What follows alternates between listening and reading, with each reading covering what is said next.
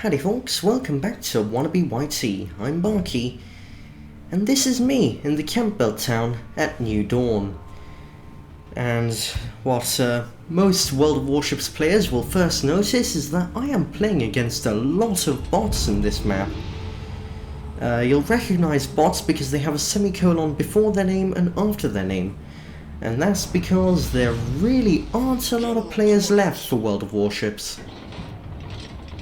The reason this battle made it into a video is because, well, I really shouldn't have survived it, to be honest.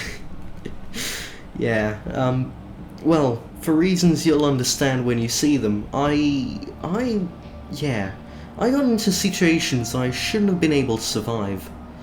But first, let's talk about the Campbeltown, because, I did a bit of research about the Campbeltown. I wasn't expecting much, but this ship is actually a very special ship indeed.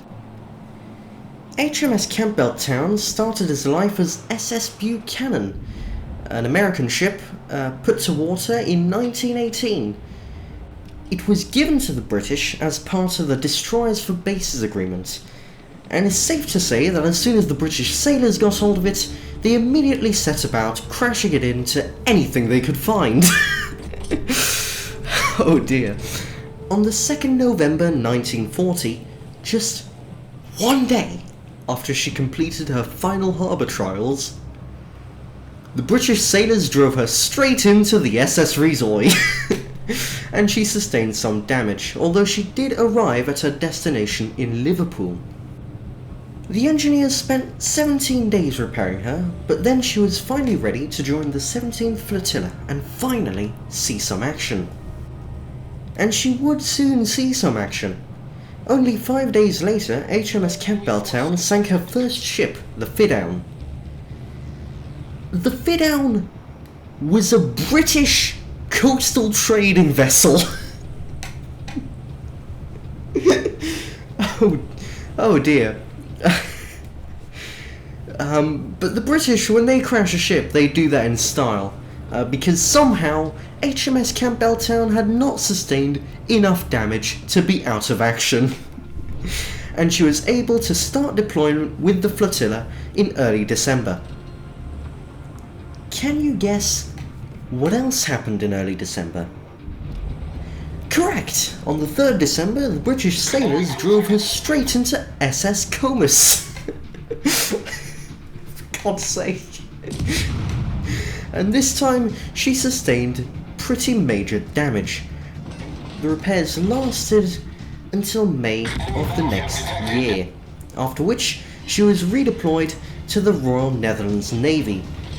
And thankfully, for the poor battered HMS Campbeltown, not so much for our entertainment, the Dutch didn't have the same urge to crash this ship into everything they could find as the British did.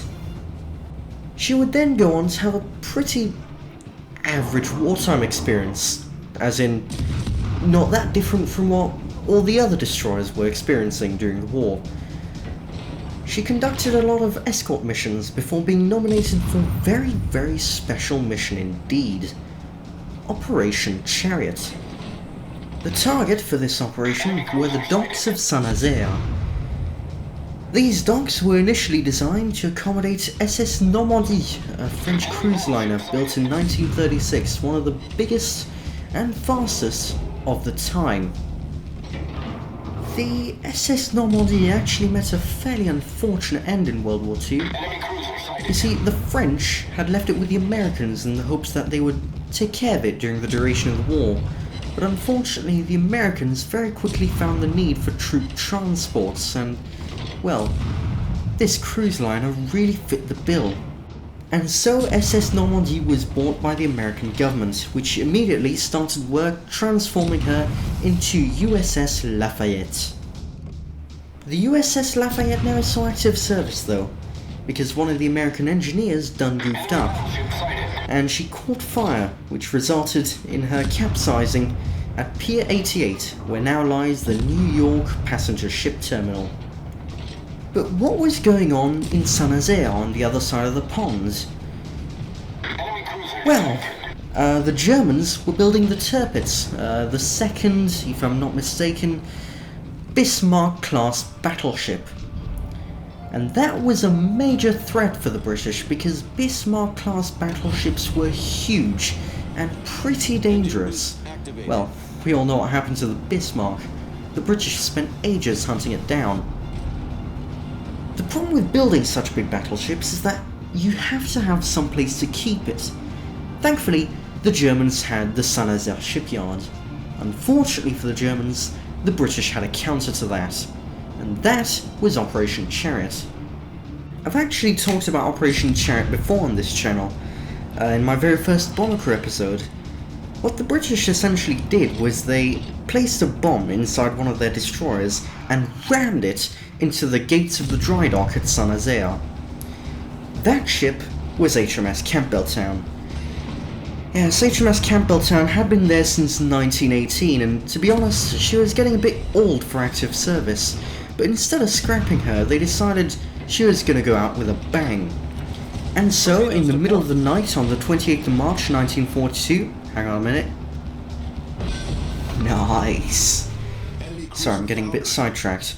And so, on the night of the 28th of March 1942, German gun emplacements saw a British vessel travel approximately 7 kilometers or 4 miles up the heavily guarded Loire estuary. And somehow, despite all odds, the Germans let them get away with it. No, but to be fair, the British engineers did crudely modify her to vaguely resemble a German destroyer, and she was carrying a German flag until they started opening fire. Another aspect that helped the British get so far inland without being noticed was the fact that they had access to German naval codes, which really put off the beginning of the fire, but unfortunately they couldn't put it up forever. And so, just 2 kilometers away from the dry dock, all hell broke loose. The going ended up pretty tough after that. The driver was shot, and then the person who replaced him was shot after that, until finally a poor mechanic ended up desperately trying to steer the ship. Thankfully, he was soon replaced by a certain Lieutenant Tibbett, the explosives expert that planted 4.5 short tons of high explosive amatol inside the bow of the ship. Somehow, in the middle of the night, under heavy fire and completely disorientated, Tibbett managed to crash HMS Campbeltown one final time, this time into the dry dock gates of Saint-Nazaire. Unfortunately, Operation Chariot, much like my over-optimistic charge with the friendly cruiser, then turned into a desperate struggle for survival. Yeah, I'm on my own against 2 battleships and a cruiser, and I'm in a destroyer. They can't tank that much damage. This is pretty uncertain.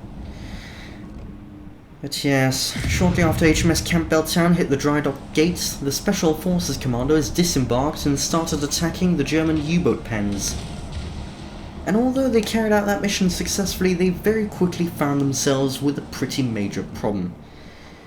You see, HMS Campbeltown had been escorted by a bunch of small mass-produced ships, which were really more suited to coastal patrols than the open ocean.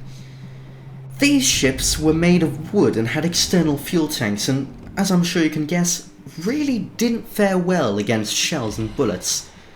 As such, most of them caught fire and sank, leaving the special operations teams with absolutely no way to escape.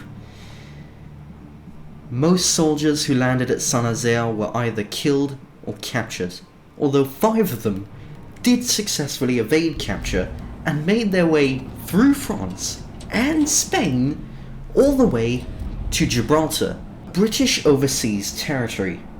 The levels of luck and skill that must have took are insane. The bomb inside HMS Campbeltown exploded an hour and a half later than the British expected, at noon. The dry dock was rendered inoperable for the rest of the war, and would only be repaired in 1948. As for the Tirpitz, it would have to find somewhere else to stay, which would later turn out to be a fjord in Norway, where it would later be destroyed by Grand Slam bombs in a joint operation by the No. 9 Squadron and 617 Squadron. You know 617 Squadron, right? The damn buses. I've already given you a lecture about them before. Yeah, I am prone to getting sidetracked, am I? As for HMS Campbeltown, Well, she was scrapped. All that really remains is her bell, which was sent to Campbeltown, Pennsylvania, as a gesture of thank you for the Destroyers for Bases agreement, thus completing the circle. And that's the story of HMS Campbeltown. To be honest, I thought I was going to only briefly talk about her, as we reached the front line and the battle actually begun and things got interesting, but, well, the more I read about it, the more interesting I realised her history was. Anyway, back to the battle then. I somehow survived my mindless charge into enemy lines with the friendly cruiser, who unfortunately wasn't so lucky. I somehow managed to get away from the two battleships and the cruiser, which were desperately trying to gun me down, in no small thanks to the smokescreen which I used. Still, it did come at a cost. I've only got 2,000 hit points left as opposed to the 8,000 I had at the start. That does mean that if an enemy warship so much as sneezes on me, I'm probably gonna die. And, unfortunately, I am a pretty juicy target. You see, well, destroyers are the equivalent of light tanks in World of Tanks, which means that I am quick and I can move pretty erratically, but I have no armor at all. I am currently firing salvo after salvo of armor-piercing rounds at the enemy battleship as well, in an attempt to help our friendly battleships, but, well, I don't have very much firepower. If I want to deal damage, I'm gonna have to fall back on the torpedoes, which thankfully have very good range. But you gotta be careful with the torpedoes. The amount of times I've accidentally caused friendly fire with these things are, well, more than I'd care to admit. But they are a lot of fun to use, especially at close range. I think the amount of ships I've destroyed with torpedoes is equal to, if not greater than, the amount of ships I've destroyed with my main batteries. I'm currently desperately trying not to be targeted by one of the enemy warships. There's this one that keeps hunting me down. I'm not sure which one it is. Could be that cruiser over there, or it could be a battleship that's in that capture zone. Oh wait, no, it's that cruiser who's in the capture zone. But that cruiser seems pretty busy dealing with our friendly battleship. Oh, there he is. Yes, he's the one who's aiming at me. Okay, I've got to be careful. He's fired a salvo, and thankfully he missed. Okay, just got to keep on moving erratically, because although battleships have a long reload time, I don't think he's going to give up that easily. They've got a lot of range as well. So I've got to move carefully, he said while approaching the front line. No, I'm not in a good position to launch a torpedo here. Yeah, 2 enemy warships are currently aiming at me. Probably one of which is either that cruiser or that battleship. Or the battleship over there. Oh, no, did it go up to 3 briefly? No, maybe I'm just streaming. I've just got to be very careful right now. Quickly dodge all the rounds. They're firing quite a few salvos at me. Just keep on turning. Just keep on turning and hopefully you'll be okay. Where did that cruise... Oh, there he is. Wait, no, I've lost contact with the cruiser again. And the enemy battleship. He's gone behind the island. Probably hoping to flank me. Okay. I've got to be careful, because otherwise I could be caught off guard by that cruiser. But I can't outrun these guys indefinitely. The friendly battleships are currently on their way, but another problem with battleships is they have a long reload, and although they have good range and deal a lot of damage, they are awfully slow. In fact, God, I don't think I'll ever feature entertaining gameplay involving a battleship because, well, they move so slowly. I'd have to find a lot of interesting historical facts to talk about while we reach the front line. Anyway, we appear to be in the green, but the question is for how long? I've just been detected again, and they lost sight of me. I've gone behind the island. It's definitely the battleship that's spotting me. It's a good thing the majority of the enemy team are bots, so I'd have probably died by now. And that is a salvo from the enemy cruiser, definitely. He's just gone around the island and he's out to get me. The thing about the cruiser is that, well, it deals less damage, but it doesn't make much of a difference when you've got this many hit points left. He's got a faster rate of fire, and he is faster than a battleship, which means, well, either I run, although I'm starting to run out of places to run. I'm gonna have to start dealing with him, and the battle is ending in 5 minutes. I guess it's time to charge again. Here we go. This could be the end. Yeah, taking a few hits from his secondaries. Okay. Cowboy music is playing. Yeah, the duel has begun. Just fired 2 salvos of torpedoes. I think this one's gonna hit him, and yeah, he's a goner. Jolly good show. Right. That's the second enemy warship I've sunk with my torpedoes. Second enemy warship I've sunk full stop, actually. Time to deal with the battleships. Gonna be honest, it's pretty unlikely I'm gonna deal with them effectively. Best still move cautiously. I lost about 500 hit points from his secondaries and, well, yeah, no, now I'm definitely a one-shot kill. But can I still launch a few torpedoes? I find that unlikely. One of the enemy battleships have been destroyed, and the final one is on his own and surrounded by the friendly battleships who finally reached the front line. I think his days are counted. Yeah, he's on his last legs now. Gonna fire torpedoes in a desperate attempt to steal the kill, but no. There he goes. And that is a victory in HMS Campbeltown. Arguably the warship with the most interesting history out of all warships ever made. Yes, I know, that is a pretty bold claim, but I dare you to find a ship with a more interesting history. In fact, if you do find one, I'd love to hear about it, because it would have to be incredible. After all, just to recap, this ship, under British command, collided with 2 friendly ships, 1 civilian trading vessel, and a dock in what is often considered to be the greatest raid of all time. Which is also another pretty bold claim. But on that note, it's time to end. I hope you enjoyed. Thanks for watching.